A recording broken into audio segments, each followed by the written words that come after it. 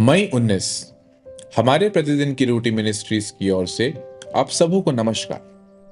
आज के अध्ययन का शीर्षक है आपको सुना जाता है, कैरेन वांग की ओर से।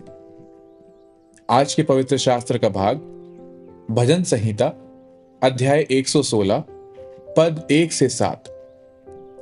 मैं प्रेम रखता हूं इसलिए कि यहोवा ने मेरे गिड़गिड़ाने को सुना है। उसने जो मेरी ओर कान लगाया, इसलिए मैं जीवन भर उसको पुकारा करूंगा। मृत्यु की रस्सियों मेरे चारों ओर थीं। मैं अधोलोक की सकेती में पड़ा था। मुझे संकट और शोक भोगना पड़ा। तब मैंने यहोवा से प्रार्थना की, हे यहोवा, विनती सुनकर मेरे प्राण को बचा ली। यहोवा करुणामय और धर्मी है और हमारा परमेश्वर दया करने वाला है। यहोवा भोलों की रक्षा करता है। जब मैं बलहीन हो गया था, उसने मेरा उद्धार किया। हे मेरे प्राण, तू अपने विश्राम स्थान में लौट आ, क्योंकि यहोवा ने तेरा उपकार किया है। मुख्य वचन भजन संहिता अध्याय 116 वचन 2। उसने मेरी ओर कान लगाया है।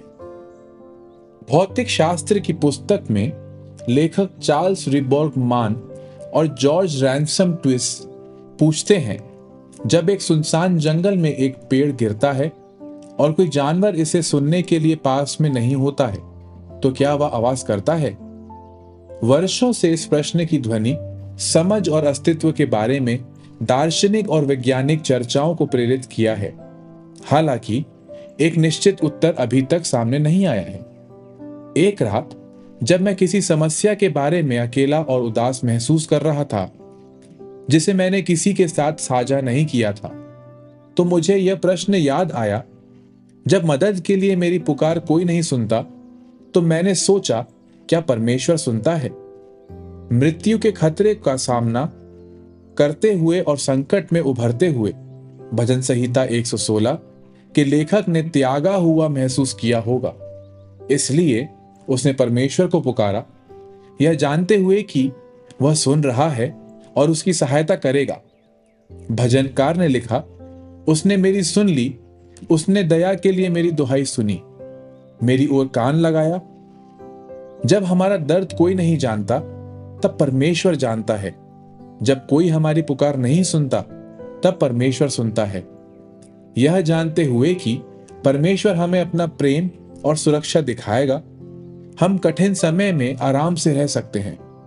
जिस इब्रानी शब्द का अनुवाद विश्राम किया गया है, वह शांति और सुरक्षा के स्थान का वर्णन करता है। हम शांति से रह सकते हैं, परमेश्वर की उपस्थिति और मदद के आश्वासन से मजबूत हो सकते हैं। मान और ट्विस द्वारा पूछे गए प्रश्न के कई उत्तर मिले, लेकिन इस प्रश्न का उत्तर क्या परमेश्वर सुनता है? बस हाँ है। जब आप अकेले या छोड़ा हुआ महसूस करते हैं, तो आप क्या करते हैं? आप परमेश्वर से क्या पूछेंगे, जो आपकी हर पुकार सुनता है और आपकी परवाह करता है?